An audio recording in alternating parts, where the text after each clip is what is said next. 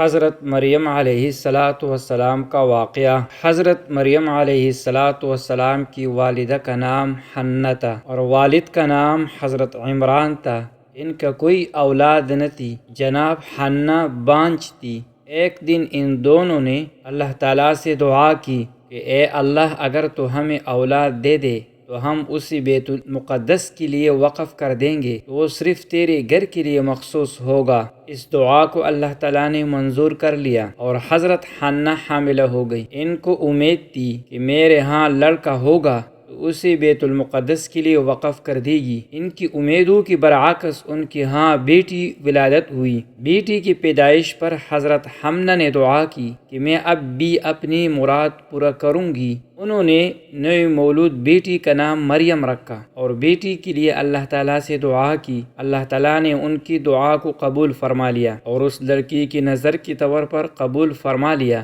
اس طرح حضرت مریم علیہ السلام کو بیت المقدس کے علماء کے پاس چھوڑ کر چلی گئی۔ حضرت مریم علیہ السلام کو جب خدام کی سپرد کر دیا گیا تو ان کے درمیان اختلاف پیدا ہو گئی۔ ہر ایک کی خواہش تھی کہ وہ اس کا سربراہ بنے۔ حضرت زکریا علیہ السلام اللہ تعالیٰ کی نبی تھے اور رشتہ میں حضرت مریم علیہ السلام کی خالو تھے، اس لیے حضرت زکریا علیہ السلام کی خواہش تھی کہ یہ میرے سپردگی میں رہے۔ آخر خدام کے درمیان فیصلہ ہوا کہ قرآن دازی کیا جائے۔ تمام خدام نے اپنی اپنی قلم ایک جگہ رکھ دی اور ایک بچے کو بھیجا کہ وہ ایک قلم اٹھائے۔ جب بچہ قلم لایا تو وہ حضرت زکریا علیہ السلام کا تھا۔ خدام نے کہا کہ اب ہم دوسری دفعہ قرآن دازی کریں گے، لہٰذا ان تمام خداموں نے یہ فیصلہ کیا کہ اب ہم اپنی اپنی قلم دریا میں بہا دیتے ہیں۔ جو قلم پانی کی الٹی رخ پر جائے گا وہ حضرت مریم کا سرپرست ہوگا۔ اس طرح حضرت زکریا علیہ السلام کا قلم پانی کی الٹی رخ پر چلا گیا۔ خدام کی اصرار پر تیسری دفعہ قرآن دازی کی گئی کہ اب تمام قلم پانی میں رکھ دیں گے۔ جو قلم پانی کی بہاؤ کی الٹی طرف پر جائے گا تو وہ بچی کفالت کا ذمہ دار ہوگا۔ اس موقع پر بھی حضرت زکریا علیہ السلام کا قلم پانی کی رخ پر چلنے لگا۔ باقی کی سب قلم پانی کی الٹی رخ پر چلی گئی۔ اب تمام خدام نے متفقہ طور پر حضرت زکریا علیہ السلام کو حضرت مریم کا کفیل تسلیم کر لیا۔ حضرت زکریا علیہ السلام نے حضرت مریم کو ایک کمرہ الگ دے دیا تاکہ وہ تنہائی میں اللہ تعالیٰ کی عبادت کر سکے۔ آپ ہر وقت حضرت مریم کا خیال رکھتے تھے۔ حضرت مریم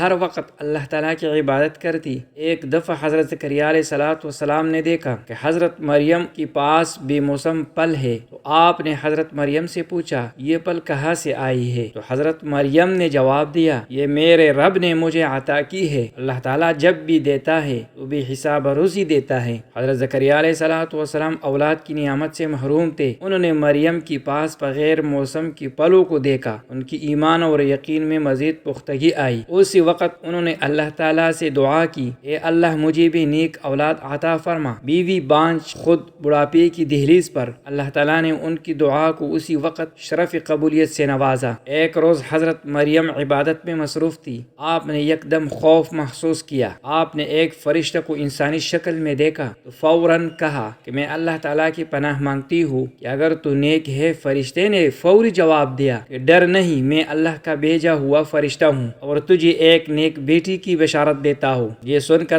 حضرت مریم نے جواب دیا میرے ہاں بیٹا کس طرح پیدا ہوگا کہ مجھے تو آج تک کسی مرد نے چھوا تک نہیں اور نہیں میں بدکار ہوں۔ اس پر فرشتے نے کہا کہ اللہ تعالیٰ کے لیے نہایت آسان کام ہے اور جو کام کرنا چاہتا ہے تو کہتا ہے ہو جا، وہ ہو جاتا ہے۔ حاملہ ہونے پر حضرت مریم بیت المقدس سے کچھ فاصلے پر ایک جگہ جس کا آج کل بیت اللحم کہا جاتا ہے چلے گئی اور وہاں جاتے ہی آپ کو درد ذہ شروع ہو گیا تو آپ نے ایک کھجور کی تنی کا سہارا لیا۔ حضرت مریم نے دل میں کہا کاش میں ایسا وقت آنے سے پہلے ہی مر چکی ہوتی اور لوگ مجھے بھول چکے ہوتے۔ یہ سن کر ایک فرشتے کی آواز آئی کہ مریم فکر نہ کر، تمہارے پاؤں کے نیچے سے ایک چشمہ جاری ہے۔ آپ ذرا ایک کھجوری کی تنے کو ہلاؤ، اس سے تازہ اور پکی ہوئی کھجوری گرے گی، اسے کھاؤ، پانی پیو اور اپنے بیٹے کو دیکھ کر اپنی آنکھوں کی ٹھنڈک کرو اور تمام غم بھول جاؤ۔ اگر کوئی آدمی اس بچے کو دیکھ تم سے کچھ پوچھے تو اس بچی کی طرف اشارہ کر دینا اور اشارے ہی سے کہہ دینا کہ میں اللہ تعالیٰ کی منت مانگی ہے، میں کسی سے بات نہیں کروں گی۔ حضرت مریم جب بستی میں واپس آئی تو لوگوں نے کہا، یہ تم کیا لے کر آ گئی ہو؟ نہیں تمہاری ماں پہ بدکار تھی اور نہیں تمہارا باپ بد چلن تھا۔ مگر حضرت مریم نے بچی کی طرف اشارہ کر دیا، اس پر لوگوں نے کہا کہ ہم اس سے کیا بات کریں، یہ تو بچہ ہے۔ لوگوں کے سوال پر حضرت عیسیٰ علیہ